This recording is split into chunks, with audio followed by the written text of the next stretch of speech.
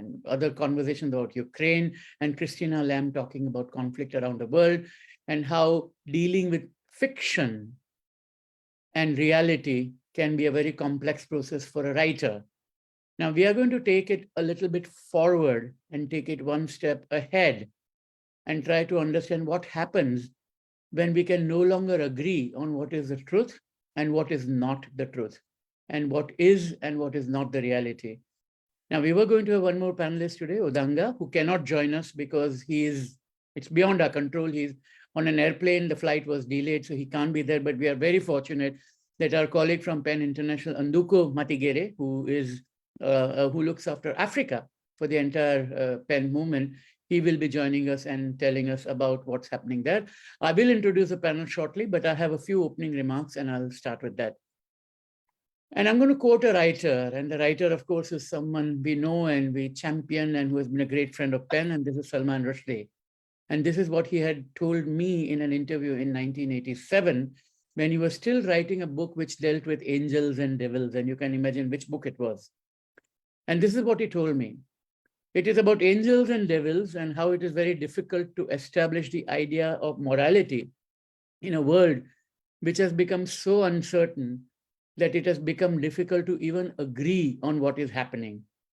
When can't agree on a description of reality, it is very hard to agree on whether that reality is good or evil, right or wrong.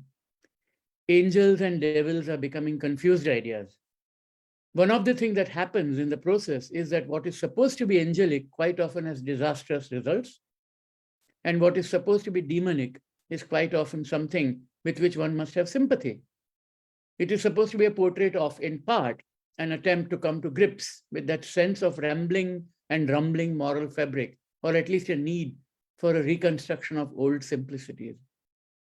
Now, anyone who listens to politicians like Orban or Netanyahu or Modi or Erdogan or Trump or to some extent Boris Johnson will know how they yearn and hanker for older simplicities and eternal truths. And journalists and writers know that life is more complicated than that. And there is a cacophony. There's a lot of voices that come through, and it becomes harder and harder to figure out what happened and how. And now we are in a period where the lie, the half-truth, the fake news model moves at a pace which is far more rapid and gets disseminated to a far wider pool around the world than it ever could earlier. So we all knew that, truth is the first casualty of war, and there is always a fog of war, but it's becoming increasingly harder as we rely more and more on the digital world, on what we see online and what we read from that. And social media platforms pretty much determine what we read. And they draw us in because they want our eyeballs, they want our attention, they are attention seekers, and they draw us and suck us and pull us in. And it leads to not broadcasting, but narrowcasting. And the idea of listening to many views is getting harder. So bad actors, both state and non-state actors, are increasingly using our online presence against us. And by us, I mean everybody, regardless of one's views, exploiting personal data and creating products that would appeal in a monetized sense to the people who are behind this plane. It's a fascinating topic, and we can talk about it for the next several hours. And we have about an hour and a bit. And I'm delighted and honored to have a panel as distinguished as what I have. I've got Taike Ong. She's a digital rights activist, curator at the Myanmar Internet Project, which has been tracking developments in the country's digital space since the coup of 2021. Taike is also the founder of Myanmar ICT for development organization called MIDO, one of the country's leading digital rights organization, and was part of the campaign in 2018, which compelled Facebook, now known as Meta, to change its content moderation policies in Myanmar. And we'll talk about that as we go along. Anduko, as I mentioned, will be speaking to us mainly about the situation in Africa. Udanga would have talked to us a lot more about it, but sadly he can't be with us. Then we have Peter Pomerantsev, who's a journalist and writer. He's the author of a book called This Is Not Propaganda, Adventures in the War Against Reality. And he's a senior fellow at the Johns Hopkins University's Agora Institute, where he directs the ARENA initiative, which is a research project dedicated to overcoming the challenges of digital era disinformation and polarization, both extremely critical as two major democracies next year are going to go for election, US on one hand and India on the other. And then finally, that we have Shannon Jankowski, uh, uh, you know, a sister of ours from the Penn family, if I were to say. She's a journalism and disinformation program director at Penn America. Before joining Penn America, she was a staff attorney at the Reporters Committee for Freedom of Press, where she led the organization's work on issues that impacted news media, including the laws on SLAPP, which is the strategic legal action against public participation. If we have time, we'll have some conversation about that too. News gathering torts and other freedom of expression issues specific to the US. And Shannon, I was at the Jaipur Literature Festival in Houston last week on a panel on censorship of books. And I think we'll probably get some time to talk about that. So I'm delighted that we have a panel as distinguished as this, following right after Philippe Mirza and others, and Christina and others who spoke, and to look at it from the other angle, that what happens when truth is turned into fiction, or truth is attempted, or fiction is being projected and marketed as truth. In that kind of a universe, how do we as writers react to it? And how does the reader or the consumer or the one who's a viewer or the listener deal with that situation? So let's start with you, Taike. I mean, I've been to Myanmar in and out a lot since 2011. I know a little bit about the situation, but tell us about the role of misinformation. You might want to reflect on the Rohingya crisis. You might want to reflect on the way Viratu and other monks played the role, and the role of Tatmadaw itself, and how has technology worsened the problem? All right. Yes. Thank you very much for the question. So in the context and the history of Myanmar, particularly after the mass adoption of social media by the general public around 2012, we have cases where social media was always weaponized, and mis and disinformation has always been a tactic, particularly by the junta and the nationalists. For instance, like you mentioned, during the Rohingya crisis in 2012, social media, primarily Facebook, was prominently used to spread anti-Muslim, anti-Rohingya hate speech, and then which led to anti-Muslim sentiment for the public. And we see that big nationalist figure, like you mentioned, Wiratu, the nationalist monk, weaponized Facebook to spread his sermon, particularly around anti-Muslim sentiments, which was a huge problematic issues at that time. And when we talk about, particularly in the 2021 coup, we observed that there's a sea of misinformation on how there was an election fraud, how there was foreign interference to justify the military junta seize of power, and to justify, the coup as well. And we can see that after the coup, narratives such as peaceful protests were portrayed as violent. And right now, in the days of armed resistance, the pro-revolutionary actors were accused of killings and tortures of the civilians, while we all know that the sole perpetrators of this is the military junta themselves. So we do see this kind of narrative spreading around since the start of the coup. And when we talk about the impacts of this mis and disinformation, we have actually two main problems. So one is the internet shutdowns and crackdown on independent media and journalists in Myanmar make it very hard for people to get news from independent outlets freely as before. So people, it makes people very difficult to fact check or verify. I remember a case where just after a few days after the coup, when we were experiencing the mass internet shutdown, there were rumors about how Aung San Suu Kyi, who was arrested just after the coup, was released, and people were very excited. We were seeing people are actually hearing, celebrating, but because of the internet shutdown, we cannot actually verify or fact check if the situation is true or not. So this kind of internet shutdowns, social media banning, actually make it very hard for people to pursue and get information from independent media. And another problem we have around social medias and technologies and platforms is how these are used to amplify this kind of misinformation narratives without them being properly, without them having proper content moderation system, and how these platforms are now being misused by both political motivated actors, and we also have financially motivated actors that came into the scenes as well. So right now, in the case of Myanmar after the coup, when we talk about misinformation, we now have a vast complexity of misinformation where not only politically motivated actors are coming to play, but also financially motivated actors are coming to play, where platforms aren't really actually doing enough, and we are seeing people, profiting from misinformation in the scenes of Myanmar. I want to come back to some of the points you raised, and I just want to plant them as seeds here for you to think as I go along, because my idea is to ask one question to each panelist and then keep doing a round robin so that, we have a conversation rather than just a one-on-one interview. And one point I wanted to ask, if you can reflect on the flower speech project that had come out in Myanmar, that there was hate speech. So to counter that, there was a flower speech that was started by the Dangerous Speech Project at the American University in Washington. So I just wondered if you could reflect on that. And the other is the content moderation. And this applies to everybody on the panel here. Should it be done by a private company based in America? Should it be done by the Myanmar civil society? Should it be done by the Myanmar government? Should it be done by a bunch of international experts?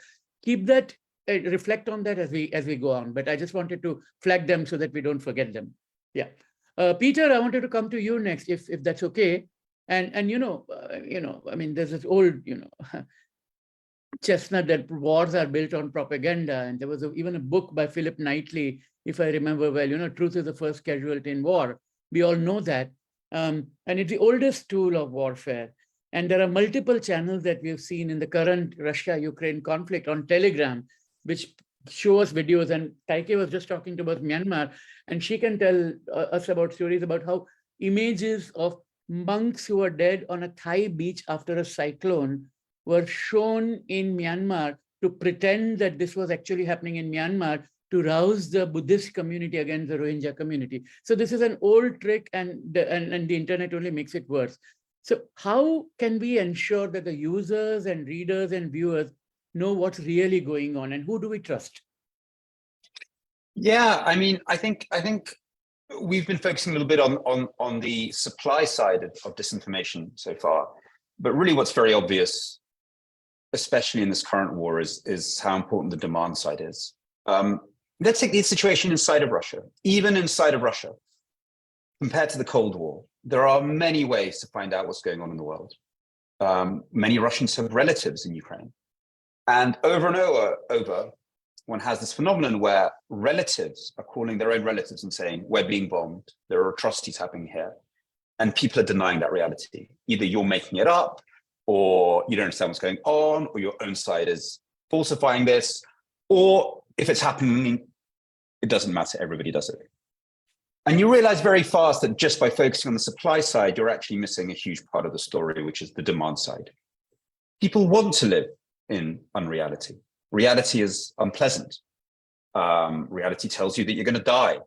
Facts are not very nice. It's actually remarkable that any politician has ever got anywhere by supplying people with facts when unreality is so much more pleasant. Mm-hmm. People yearn for it. They chase it. They love it. Propaganda can only feed that which people desire already. And often it turns out that they desire sadism. They desire humiliating others. Russian propaganda has become very skilled at both removing responsibility. All of its propaganda is about saying, you have no agency as an individual. You have no responsibility. You can ignore what's going on in Ukraine, or you can enjoy it, but you don't have to feel anything bad about it. It's actually quite masterful at presenting this. So if we really want to challenge this, we have to really understand why would people want to know the facts? What motivates them to want to know the truth? And what motivates them to yearn for something very different? So I think without exploring that, and I actually think this is where the role of fiction and literary nonfiction is huge. Exploring that, understanding why people do that, making us self-reflect on why we do that, and helping inspire us to get beyond that. There's a huge role for fiction and nonfiction, of a kind of literary bent in doing something about it, because it's not something that can be competed with through fact checks.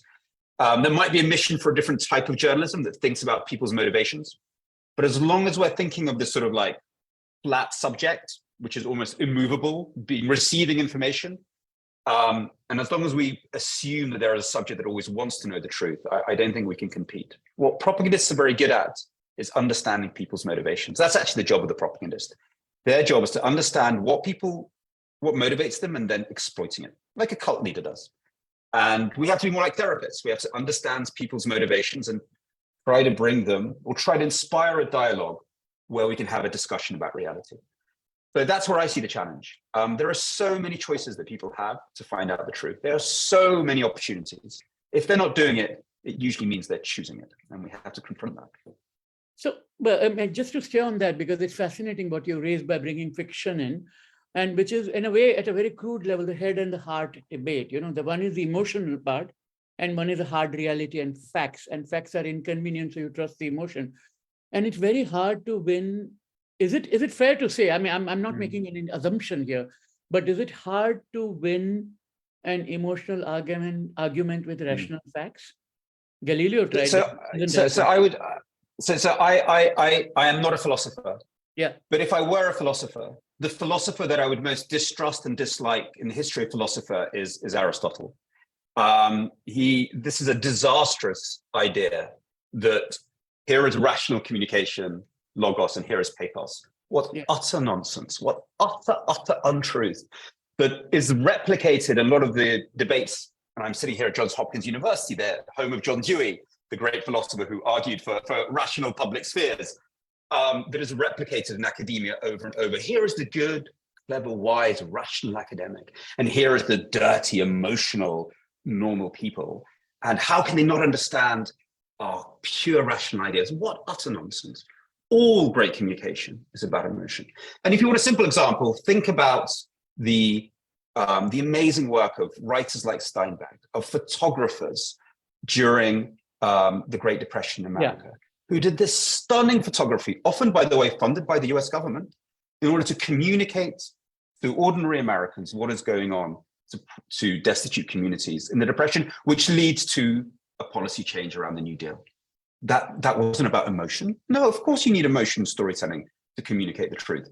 So I would really reject this sort of here's emotion over here, and here's rationality over here. I think that is a path to disaster, and really only something that very emotionally constrained academics like Aristotle could do. I mean, if I were to meet Aristotle on campus, I would not get along with the guy.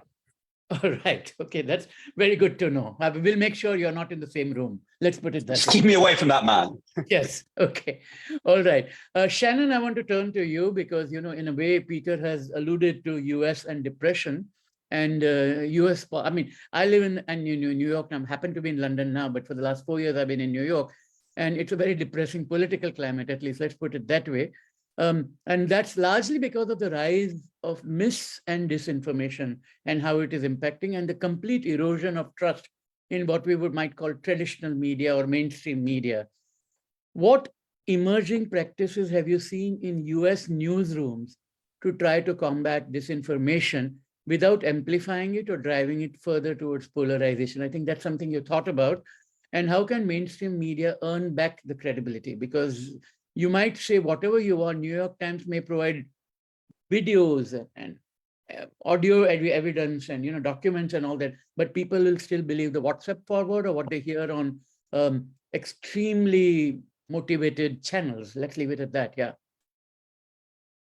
Yes, I mean, that's exactly right. I mean, to a certain extent, what we're seeing happening in the US is very much like Peter was just discussing, that disinformers in the US, as everywhere, are preying on people's emotions and on our cognitive biases, on confirmation bias, trying to take advantage of vulnerabilities within particular sectors of a community. Say, for example, areas where in the US that were particularly hard hit by the opioid crisis. Well, Right. disinformers then see this and they already know that this particular group of people is going to be primed to have distrust of big pharma. So I can start getting out in front of that and putting out disinformation that says, if you take the COVID vaccine, all of these terrible things are going to happen to you. And these, I think we tend to think about people who fall prey to certain disinformation as though they're just not educated, they're just foolish, or they're political extremists. But oftentimes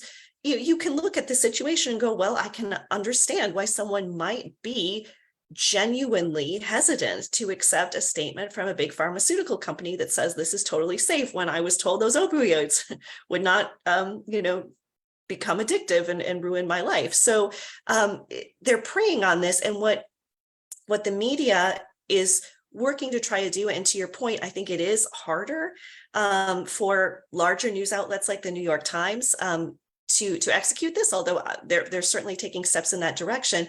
But part of it is about many newsrooms turning towards pre-bunking and this concept of getting out in front of the story, just as the disinformers do. So really starting to try to get in at what are people talking about. Let's not just look at Facebook. Let's not just, ask our sources. Let's get in Reddit groups. Let's get on WhatsApp. Let's start to see what rumors are circulating, what disinformation might be trending, but also more proactively, what are communities saying that could make them vulnerable to potential disinformation on topics that we know are coming down the pike. And then getting stories out in advance of that, and really helping not just to call out, because the polarization is going to come up if this is, for example, a topic that people tend to associate more with liberal ideas, or a topic that people tend to associate more with conservative ideas. So if, climate change being a big issue here in the US that has become polarized for reasons that don't make a lot of sense. But nevertheless, you could see if a paper comes out with a story about, trying to debunk or pre-bunk climate change misinformation, that can be seen in a very polarized way. So it's trying to actually help the audiences in advance understand, not just say, well, this particular conservative leader said climate change doesn't exist, but trying to see, like, let's say that we know there's going to be wildfires, we know there's going to be some sort of hurricane, and climate change is likely to get into the narrative, putting out stories that are sort of like, here's what we know so far, and keep in mind, like, here's how potential platforms, here's how potential actors may be able to try to profit off of this situation. So you're not calling out any particular group of people, but you're helping to educate the reader that, oh, I should be on the lookout, because actually it does make sense that social media platforms are going to profit if there's a lot of disinformation swirling about this. And so I see more newsrooms trying to just help build those media literacy skills in their communities in a way that is attempting to not attach it to a particular polarized political party or issue, but it's a big challenge. And I think community newsrooms are navigating this slightly better, just because of the fact they can be present in their communities. They can be more tapped into what is happening at the local level. And larger news organizations, it is a bigger challenge for them, but even large news organizations are starting to get out there. They're, reporters and editors are creating TikToks and talking about, this is how I researched this story, or trying to maybe humanize themselves a little more for their audience, about telling a bit about who they are and their background, and having expanded enhanced bylines to talk more about who is this person, what have they reported on in the past, why do they care about journalism. It's an uphill battle, but it's step by step taking some of these measures to try to build that public trust again. Yeah, and the two things that come to me, one is, of course, a little commercial for Pan America's work on media literacy, because I think you've been running these webinars. I've attended a couple of them in the past, and they're really worth it. And I imagine they're open to people around the world if they want to access it, I presume, although the content is by definition very US-centric. So it's something worth keeping in mind. Now I want to turn to Africa, because we have Nduku, who has very gallantly stepped in with 15 or 20 minutes notice. So first of all, my appreciation for that. Thank you for doing this. And at least you know what Odanga and I were going to talk about. So I'm going to bring the same issues up, and you can talk about those or other related issues in East or even all of Africa. But one of the things that I was struck about, and as a human rights researcher, I was in Kenya in 2008 and later, and looking at the violence that happened there. And at that time, the SMS messages were the source of rumors about who to vote for and who not to vote for, and that led to a cult of violence. And in the following elections, of course, Safaricom, the big internet and telecom service provider, came up with a code of conduct about keywords to watch out for and what should be screened out so that certain kinds of rumors do not get circulation. But of course, the hate mongers had moved from SMS to Facebook and other forms of media. So reflecting on that, and given that Kenyan election had such a major resonance for elections around the world on how to deal with it, do you think what the companies were doing was right? Or do you think we need something more than that? Should that have civil society participation, a more responsive government? Do donor governments have a role? How do we make sure that, because one of the biggest threats of this kind of incipient violence and incitement of violence is the mass violence that results from it. And we'll revert to Myanmar shortly, but I just wanted some thoughts from you on that. Yeah, thank you, Salil. The backdrop of the action by Safaricom is, as you rightly put, the worst election experience we've had in the country after the 2007 elections that were hotly contested. The results were disputed. And then violence followed those elections, where close to 1,000 people, 1,600 people were killed, and more than 700,000 displaced because of the contested elections. And that is the backdrop with which Safaricom, the largest telco in the region, stepped in after the realization that a lot of the incitement messages, the disinformation, misinformation campaigns had been carried out through the telco platforms. And what they did in coming up with the guidelines was placing a role for telecommunication companies to have a say in what messages are distributed through their platforms. And so that was it's a good example of what corporate actors can do to mitigate the effects of misinformation and disinformation. And what Safaricom did is in 2007, in those elections, the main distribution channel of political messages happened to be bulk SMS messages.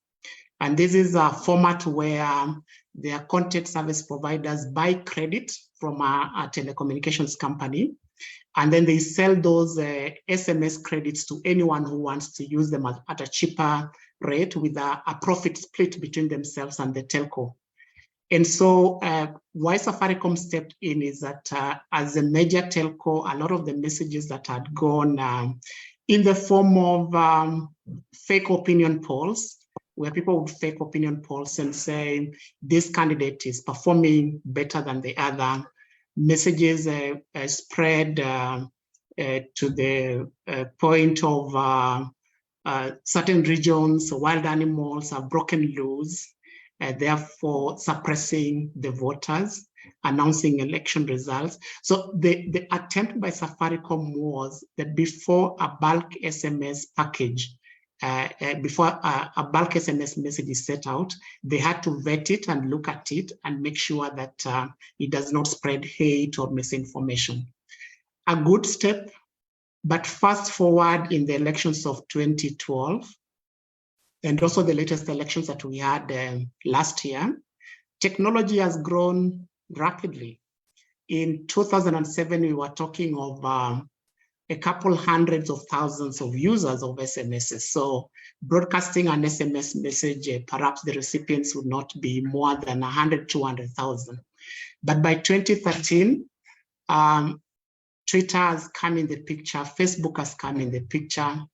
The industrialization of misinformation has taken root through the engagement of Cambridge Analytica that was retained by two of the top candidates in the 2012 elections. And so even with the good corporate practice of Safaricom, by 2013, that appeared to be a drop in the ocean because communication channels had graduated from SMS to Facebook to Twitter. Content service providers were no longer local. So even with the rules of Safaricom within the territory of Kenya, it was possible, and it's still possible, to buy bulk SMS credits internationally and digitally, so that to the extent that local telecommunication companies are not able to control what is communicated through those platforms. So it's a good corporate practice, but the nature of technological development, the nature of disdain for democratic practice, because the assumption we have in democratic practice and elections is that citizens have a right to receive accurate and factual information. Citizens have the right to make decisions out of that information. But I think the elephant in the room is the disdain of democratic practice by its major actors, and those are the politicians. It's the stakes that have been placed in democratic practice, not so much for governance and public service delivery, but local and international networks coming together to want to decide who is in power, because certain candidates will be good for business, certain candidates will not be good for business, certain candidates will align with the toxic geopolitical competition that countries like Kenya and others in the South tend to face, that there are people outside the country and forces outside the country that have higher stakes on who becomes president or not. So by 2013 and last year's elections, the positive measures taken by Safaricom had faded to be instrumental in preventing the spread of similar information and disinformation. No, I think it's fascinating what you just said, because putting it in the context of the time, 2009 was a year of the uprising in Iran when Neda Sultan was killed, and Hillary Clinton actually wanted the Twitter to continue and not shut down the operations for maintenance, because Twitter had become a kind of force of good. I mean, I'm talking about, it seems like a century ago, but it was only 2009. And then in 2011, I was in Tahrir Square, and I remember seeing posters everywhere thanking Facebook and Twitter for, you know, helping the revolution. And today our view has completely changed. And in spite of efforts such as, what you said about Safaricom, and which were limited efforts, and, we'll talk about Facebook as we speak about the situation in Myanmar shortly, and they've put in place, they've learned from their mistakes, but still it doesn't go far enough, which again reinforces the fact that corporations are useful up to a point if they do the right thing, but ultimately the state has a responsibility and obligation under international human rights law. Taike, I wanted to come back to you and come back to Myanmar, not necessarily on the two questions I raised. You're welcome to touch upon them. But I wanted to talk about the surveillance mechanism, because, there was that famous book about In Orwell's Footsteps, written by Emma Larkin, was her pen name, the writer who wrote that book, which is talking about the kind of surveillance state. And somebody reads Orwell and says, he's talking about Myanmar. And this is in the 1990s, that book was written. So surveillance mechanisms have always existed in Myanmar. Internet kind of weaponized it. Is it possible to put safeguards? And now I'm thinking about a blue skies thinking, because right now Myanmar is not in a happy place at all. But in a few years from now, hopefully things will get better. Do you think it's possible to have some kind of a change? Right. So let me talk about the Flower Speech campaign first. Yeah, sure. So, we are one of the main organizers for the Flower Speech campaign. Right. And thank you very much for remembering that. And the Flower Speech campaign is, like you mentioned, it's a campaign that we want to try to tackle hate speech through flower speech. So it brings out a very beautiful message around fight hate speech with flower speech. And it really had the impact it has was not to eradicate hate speech, because it's a very difficult task to do so, but I think it brought a highlight on the issue of hate speech in Myanmar, where the main figures of spreading hate speech in Myanmar is by the monks, who are seen as having a higher social class, and it's seen as a taboo to actually talk back to that kind of people. So I think that campaign highlight the issue of hate speech and allows people to have discourse and discussion about hate speech in public. So I think that's one of the main impact that the campaign have. And in terms of surveillance, yes, like you mentioned, Myanmar is in a very dire state as of now, and we can see that it is actually moving towards what we call a surveillance state. So when the coup started, the military junta tactics were not so comprehensive. We can see them trying to, impose internet shutdowns. We can see them trying to issue directives to telcos and tech companies to give them data of certain individuals or networks. And previously, Myanmar do not have a robust consolidated database that could be tapped by the military junta in real time. So that was previously, but now I think the time has changed, and we are actually anticipating tech support. I mean, the military will have tech support from the states such as Russia, Iran, China, etc. And even if China is not helping as a state, China can be a solid seller of surveillance tech to the junta. And right now the junta is trying to enact new internet laws that that could criminalize the usage of VPNs and so on and so forth. And another major change we had after the coup was the change in the ownership of the telcos. So why is that a problem? Because telcos in Myanmar, I think, have the most comprehensive data sets of people. Because we do not, I mean, previously we do not have a e-identity, e-ID or any sort yet, but telcos previously have the most comprehensive data. And with the sale of international telcos such as Telenor or Ooredoo, actually makes it much more easier for the military junta to tap into the data and do interceptions and so on and so forth. But I think with the military having the hands on these data mines, it is now much more easier for them to conduct mass or targeted surveillance. So I think this is something that we are having major concern about. But in the future, in the case of Myanmar, there are like a few tactics that we are trying to mitigate this risk. So one is, of course, have much more public awareness for people. And I mean, having a mass public awareness is very hard.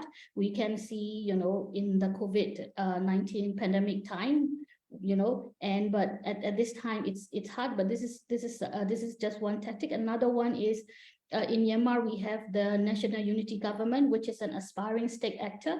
So, there is, an effort that we could try to advocate this aspiring state actor to enact much more human rights respected laws and policies in regards to surveillance and in regards to privacy when they are eventually in power. So I think this is something that, we should try to also advocate to the aspiring state actors as well.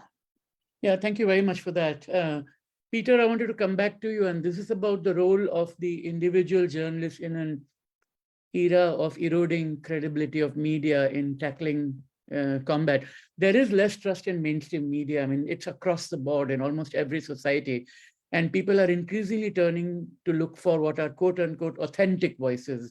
And I think when Shannon was talking about New York Times reporters personalizing and humanizing them, that is to deinstitutionalize themselves and say that, look, I'm like one of you and this is how I found the story. So that kind of rapport is being built. But the individual journalist, the so-called citizen journalist, is often vulnerable to physical hostilities. They are often without insurance coverage. They land up as stringers. And they also lack access and credibility. And is it a voice that can be trusted in countering the propaganda? because they have a camera on the ground and they're witnessing it? I mean, how do I as a consumer deal with it? Yeah, I mean, look, I do think journalism is a profession. I wouldn't go so far as say it's as clear a profession as medicine, but there are certain rules. So I don't think like anyone taking up a camera is suddenly a journalist. So I would make that distinction. I've always been a bit confused by what people mean by citizen journalists. I mean, what do you mean, like citizen nurses? I mean, kind of, you can have some training in first aid, but it's not the same thing. So I would, and there's completely different standards of accountability and legal processes if you're a journalist. So you're in a completely different game. So I've always been very skeptical of this term, to be honest. I don't really understand what it means. However, we're in a world where everybody can gather information, where everyone can publish it, where there's so many ways forward. And you're quite right. How do we create kind of communities of trust around this information gathering? One way is by making it very, very transparent, saying this is how I gathered it, how the OSINT people are looking. They're looking at research, of using various sources, both through, film stuff that have been filmed of war crimes, satellite imagery, documents, but they show their process. So I think that kind of showing your process element, right, which brings people together into a community of knowledge is really important. And I think that's very important. So you sort of like declare your biases as much as possible, declare your methodology, show it, and I think that's the way forward. But even on something like war crimes at the moment in Ukraine, you have an unprecedented number of people gathering evidence of war crimes. We saw the beginnings of that in Syria. There is still a long leap between sticking a camera up and pointing it at something to actually saying, okay, this is evidence that is verifiable in the court of public opinion, let alone a court of law. So we're still on a long journey, and so far, I think, as the point has been made many times, the availability of broadcast through any media possible has really enabled the spread of disinformation as much as information. But that's so I'm not rejecting the idea that we should all be gathering evidence. I think we should be, but I wouldn't necessarily leap and say that's the same as journalism. Right. Yeah. No, fair enough. Absolutely. Shannon, I wanted to come back to you. Next November, the US will elect a person who will be the most powerful individual in the world. And many Americans live in a world or their own universe where they believe that Trump hadn't lost the 2020 election. What is your prognosis on how the election will play out, given the environment we are in, with the rise of artificial intelligence, for example, deep fakes that will come in, evidence that will be manufactured, and the fact that Trump remains incredibly popular in spite of the indictments? And there seems to be, even in spite of the debate yesterday, which I saw glimpses of, there seems to be enormous reluctance for the Republican Party to grow up and tackle, and I don't want it to be a party political issue here. It could have been the Democratic Party here. But the fact that there is a demagogue like figure, and this is also not unique to the US. I mean, we've seen that happen in Britain. I mean, and we've seen that happen in India, where I was born. We've seen that happen in Turkey and so on. So how does the rest of the society deal with this kind of a barrage of misinformation meaningfully?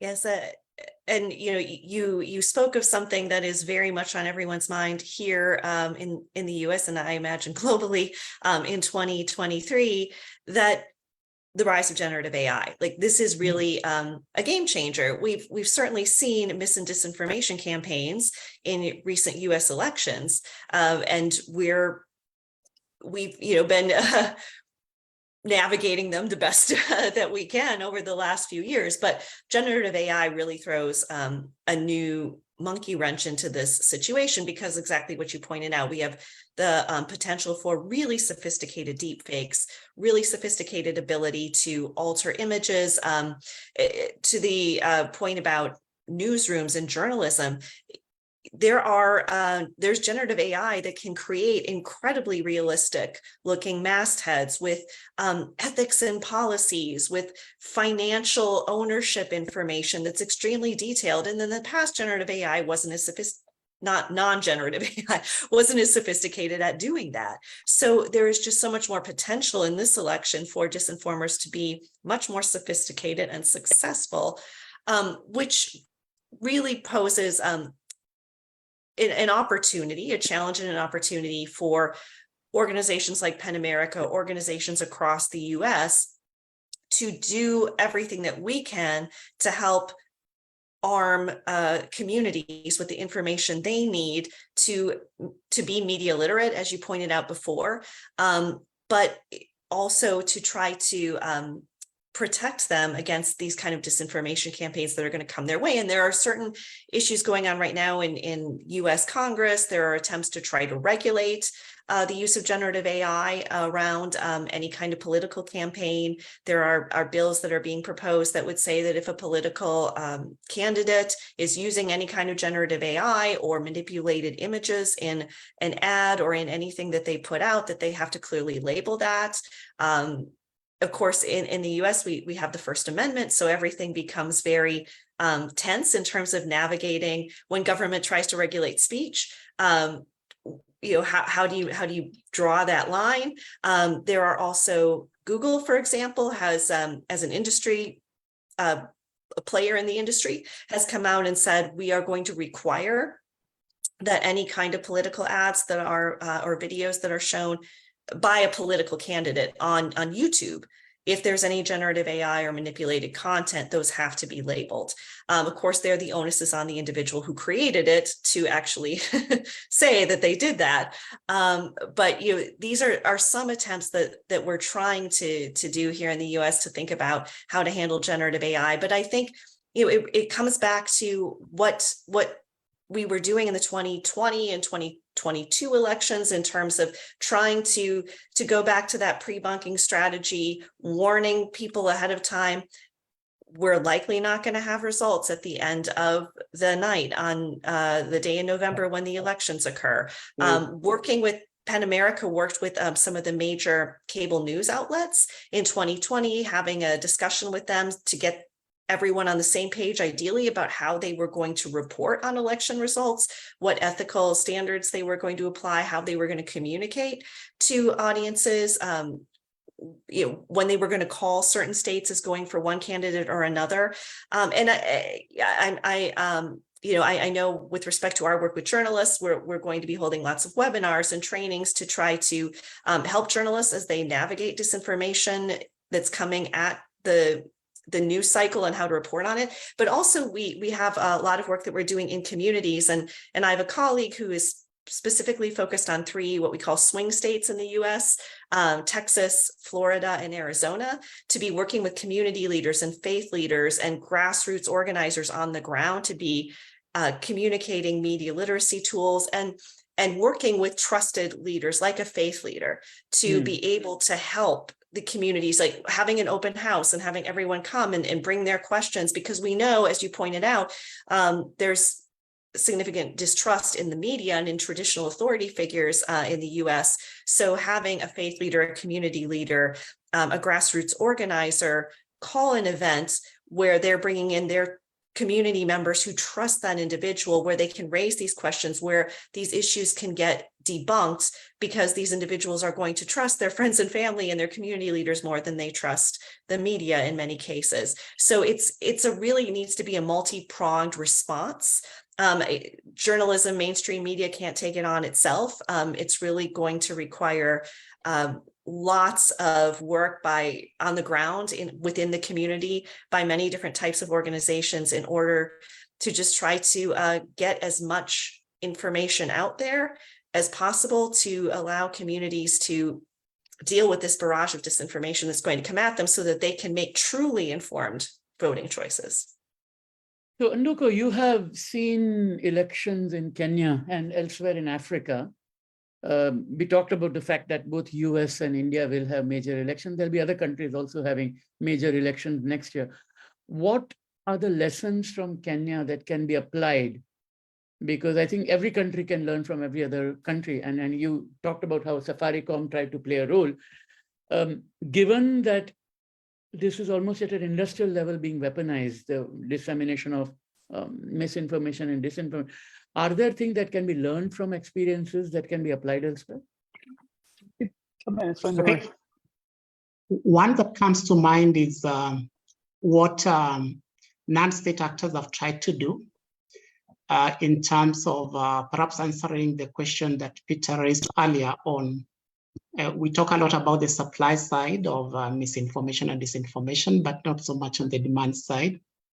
And I've seen a lot of civil society initiatives investing in public education, public outreach on how do you distinguish between fake news and not fake news, fact-checking initiatives that quickly, once they flag a potentially misinformation and disinformation piece, they'll go quickly and do a fact check, and they spread that information basically with a stamp, basically saying this is fake, this is not factual, and so forth. But I think the main paradox is the potential role of the state that is not being played. And in my view, it raises from the paradox of in the nominal sense, we expect the state to be the protector. They have the duty to protect the public from fake news, from disinformation. But then there's this paradox that is state agencies and powerful political forces that are beneficiaries from this misinformation. And you see this from the kinds of statistics that governments in the region give on access to health, access to education. And when you test them, you find that they are laced with campaign propaganda. Basically, these guys want to look better than they actually are. So when you have duty-bearer institutions that are themselves accomplices in the misinformation and disinformation industries, then it becomes a little unrealistic to expect them to do much.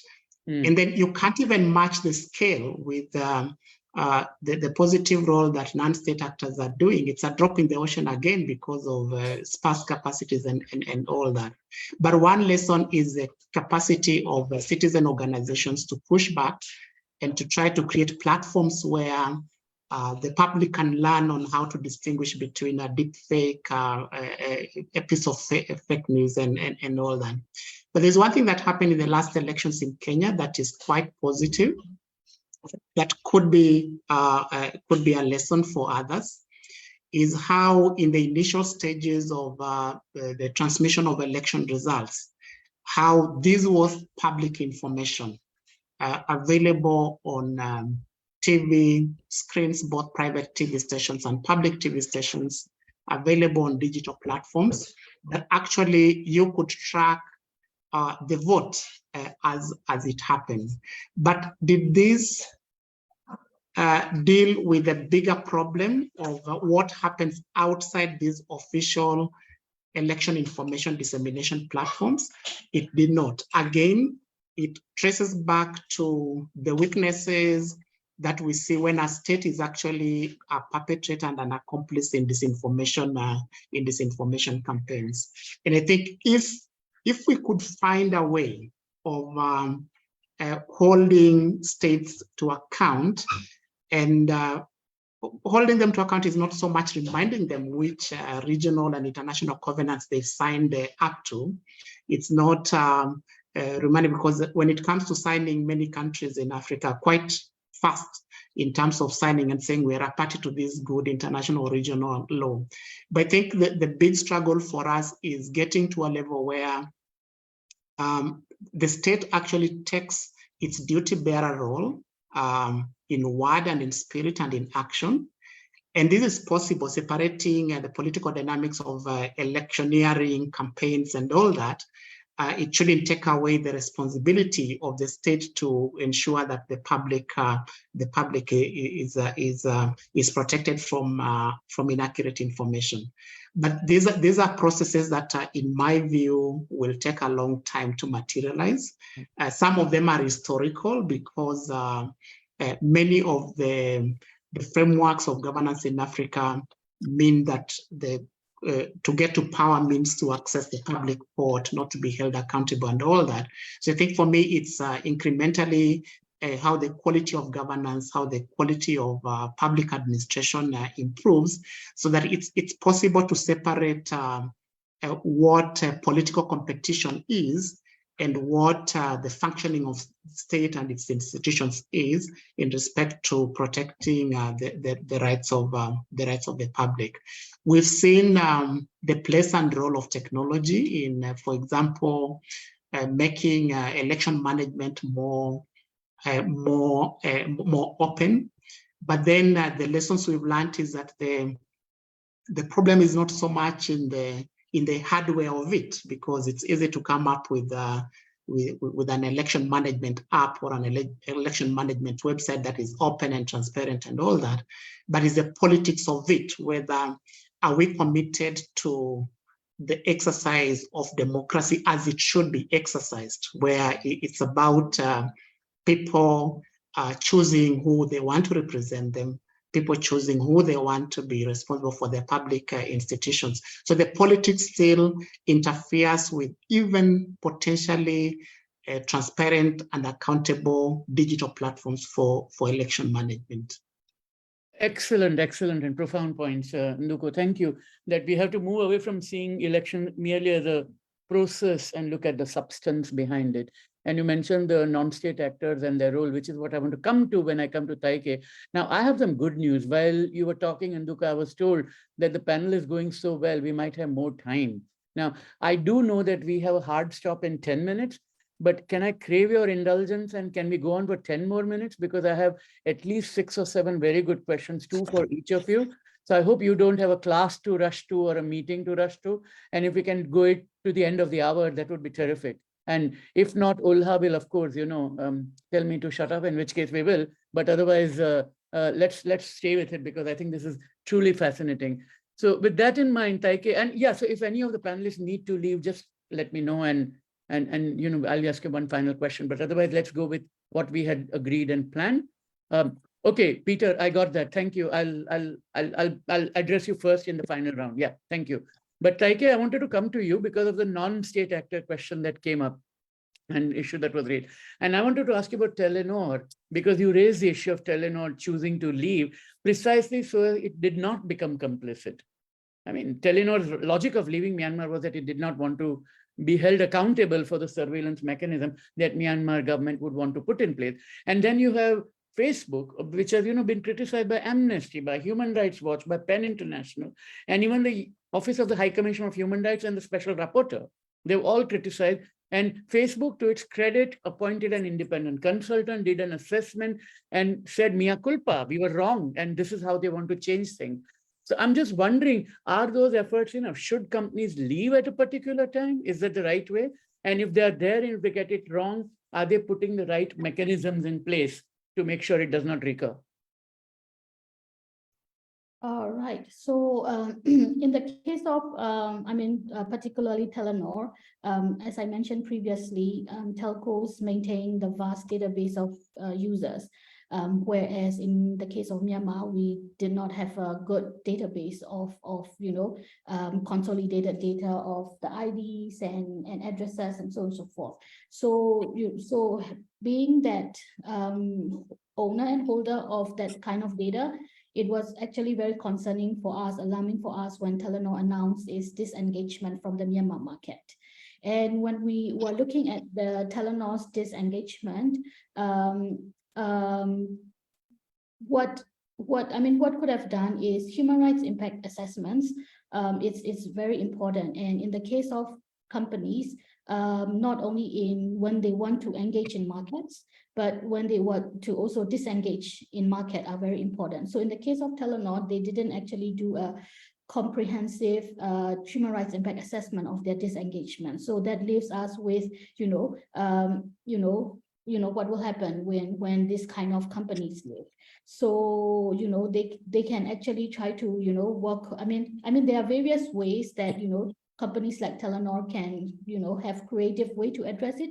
So one main thing is, like I mentioned, the disengagement, human rights impact assessment is very important.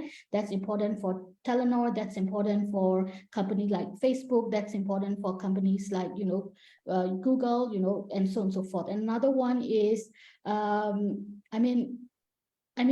this is, also not just for Telenor, but for like majority of tech companies, what we have faced is, crisis happens all over the world, and the crises are somehow, similar in terms of how tech companies can and should engage with that. But then in our experiences, we actually don't see that kind of, proper policies in terms of tech companies in responding to crises, which is actually very, very, very, it's a shock to us. So I think in a case, whether it's Telenor, whether it's Facebook, or whether it's other companies, they should have proper policies in responding to crisis, and they should have good human rights impact assessment, not just in engaging, but in disengaging in Myanmar as well, and in countries similar to Myanmar as well. Thank you. That's very good. And I know, Peter, you have a hard stop coming up. So I was going to ask you two questions, but I'll ask one, which is, I think, more pertinent, because the other one you have already addressed about the journalist and the citizen and the professional journalist. And think aloud what you can. But we are in an age of AI and deep fakes. You've worked a lot on propaganda and its power to influence and shape history. How will we recall the history of the present in 30 or 50 years from now? Oh, wow. What a great, great, great question. And I suppose it depends which side of the bed I'm waking up from. One wants to do something witty, but I suppose really what's at stake now is this moment when we redefine again what the human is and what freedom is. The great underlying challenge that is posed by AI, by this intense data harvesting, which claims to be able to predict behavior, understand the human, is that it's undermining our idea of what the free human is. That's really the underlying, I think the underlying fear we have from things like AI. We don't really know, so when do we begin as individuals? If ChatGPT can write a novel, who the hell is Salman Rushdie? Do we even need a Salman Rushdie anymore?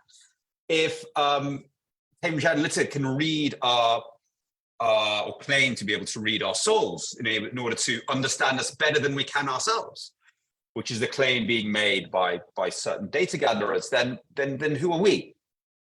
And we're again at this old question about, so where do we begin? What is the human? And I'm going to be positive because I have to be. It's too easy to be depressed. It's justifiable, but it's almost too easy. That we'll find it, and we'll work out that the freedom and the human begin where the algorithms end. We'll find that again. We'll find that place again.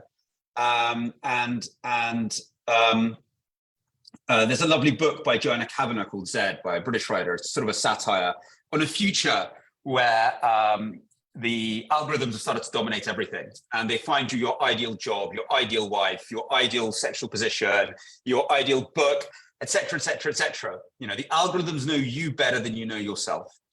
But the people living in this world are completely unhappy. And it's a satire, it's a funny book. And sort of the main leader of the company that does all this sort of social engineering is constantly trying to get his machines to find him a love partner and never can. And because love isn't quantifiable in algorithms. And that's the claim that she's sort of making, that actually the individual and the human and genuine community and relationships begin where algorithms fail. But I think that's the tension we're all feeling when we start talking about these things. We almost fetishize the very narrow subject of disinformation, which actually stands for a much broader crisis of the public sphere, of democratic discourse, but also, most importantly, of what it means to be oneself. When are we ourselves, and when are we influenced by others? Are we ourselves, or are we such things as data is made of? And that's what we're negotiating, and that's the underlying sort of unease I think that we all feel. But hopefully we'll learn something very rich and rewarding from the process. He said, half not believing himself. No, I think what you say is very true, because we've dealt with it before at great cost to the society. yes, the Nazis lost, but Joseph Goebbels did win for a very long time. He was being victorious. And I was talking to a friend of mine in London who writes fiction, but he's also a tech entrepreneur, and he writes about AI all the time. Last night I had dinner with him, and he kept saying that the reason people are scary of AI is that it's because it comes from a machine.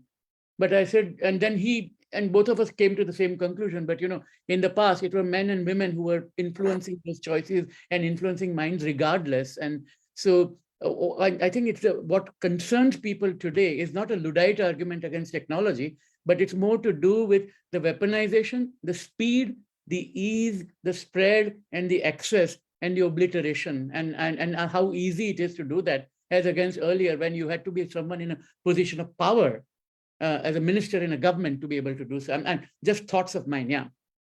Yeah, so the negative version is the opposite, that we don't emerge with a new idea of freedom. We emerge with the absolute opposite, that you can say in 30 years' time, they'll go, these were the last dying gasps of an attempt at a liberal democracy, of checks and balances, where people were trusted to make decisions. After the conquering of AI, it became clear that that people were just incapable of dealing with this world.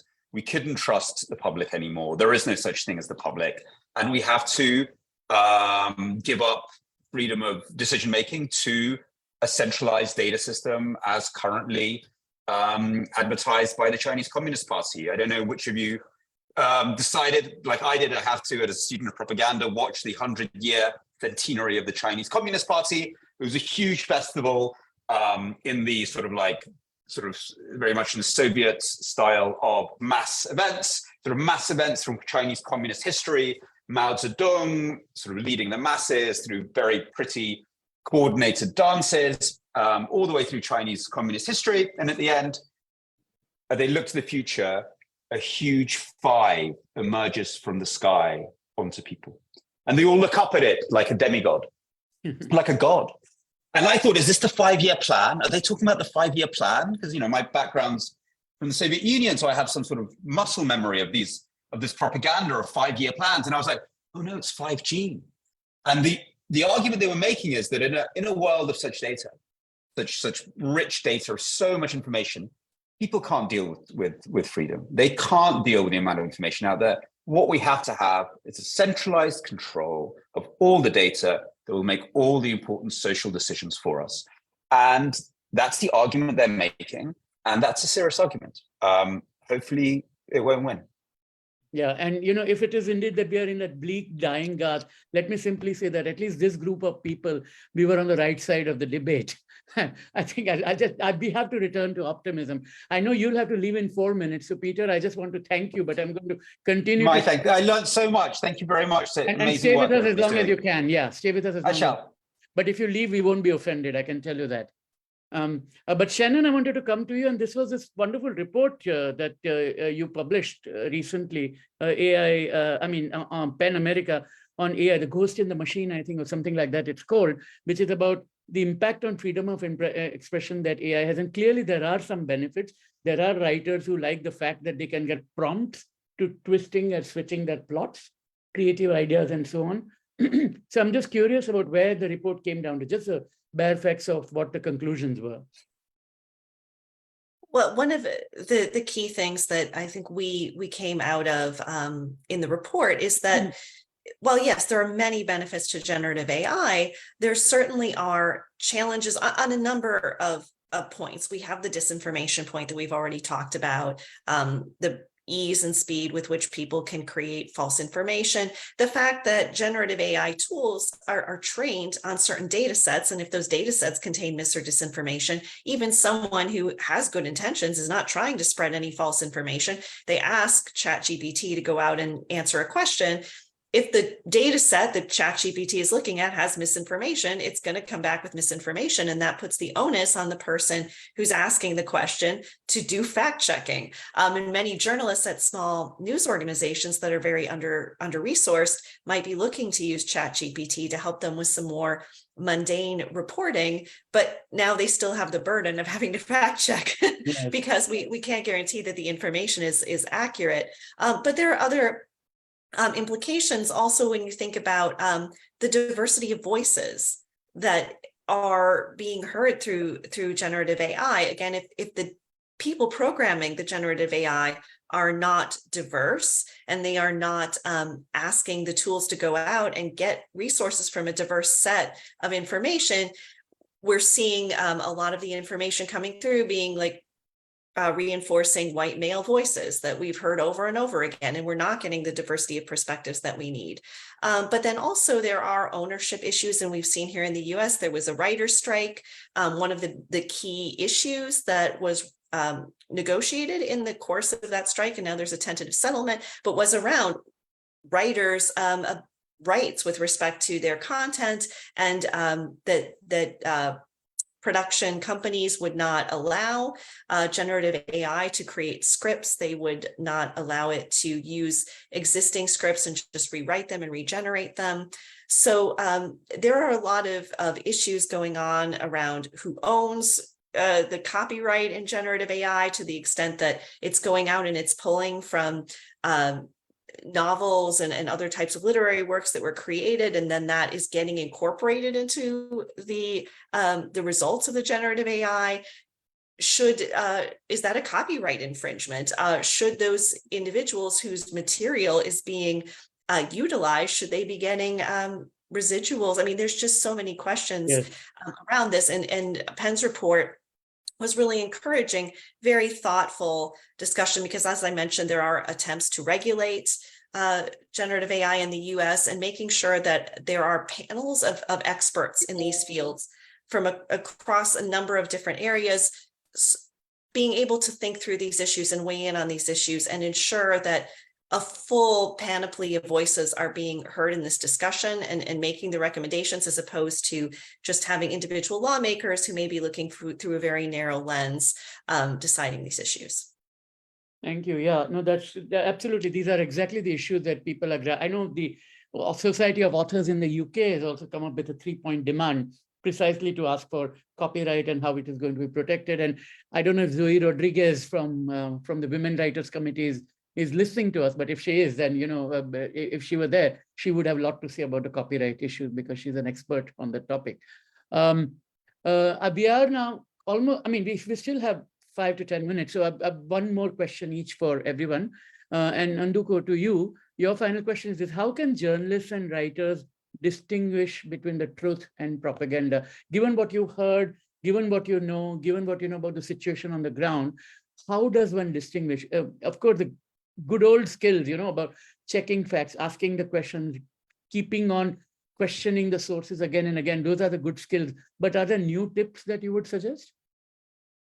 I think one is trends that we are seeing, where the efficiencies that come with different ways of collecting information that are making, for example, newsrooms cut down on their budgets of sending their journalists to the field, because that's where the old could happen. Verification, validation, triangulation could happen on the ground.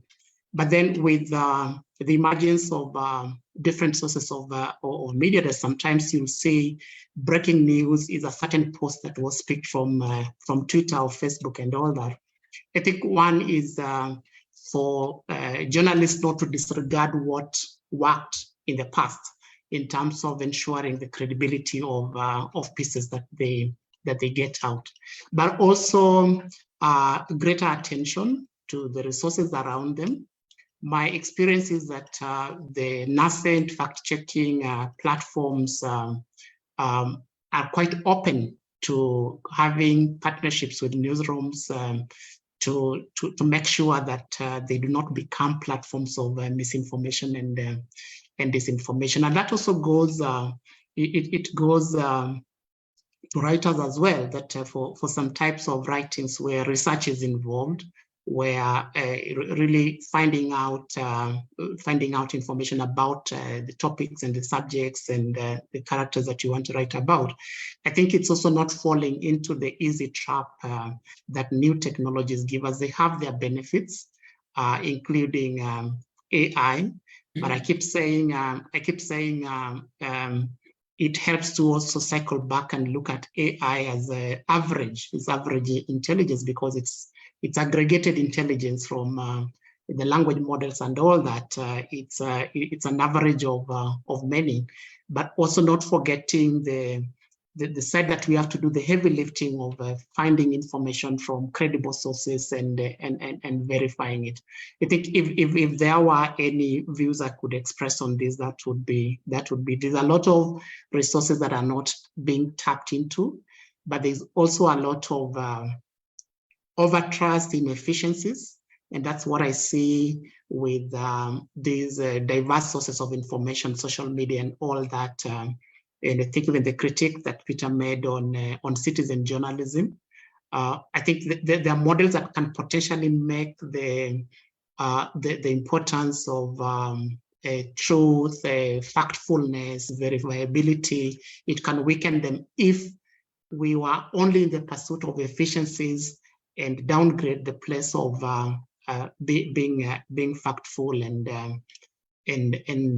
present validated and verified information. But they are nascent resources, but they are there, and partnerships could help in terms of newsrooms that want to tap into the platforms that are emerging, and gladly they're not just specific to the East African region, but when I look across Africa, there are quite a number of fact-finding initiatives that are taking off. Yeah, absolutely. And this fact-checking is in fact, fact-checking exists as an industry today because of the cutbacks in newsrooms, which have done away with the copy desks, because copy desks used to do that and make sure that the copy was right. And that's not been happening. And that's why they are responding to what happens on social media or rely on in freelance fact checkers, who are often very vulnerable. And they are the foot soldiers in this battle against an assault on truth. Let's leave it at that. I'm told we are almost on time. I did have some more questions on content moderation for you, Taike, and that's a conversation for another time when we meet. And Shannon, I was going to come to you on critical race theory and the attacks on that, but we'll do it over a coffee when I'm back in New York. But that said, I think the 3 lessons I take back from this, and Nduko, you quipped privately during the conversation that AI, if we see it as average intelligence and depend on human intelligence, which is obviously superior because human intelligence has created the AI, then we will not fall victim to natural stupidity or artificial intelligence, but rely on our own intelligence. And for that, I think reporters always had 3 tools in the past, right? Why am I being told this and why now? 2, what do I not know? And 3, what does it mean? If reporters start addressing stories with that humility, then I think we will be optimistic and all of us will gather 50 years from now over a nice drink and say we won. So thank you very much, Peter. I know you may not be here.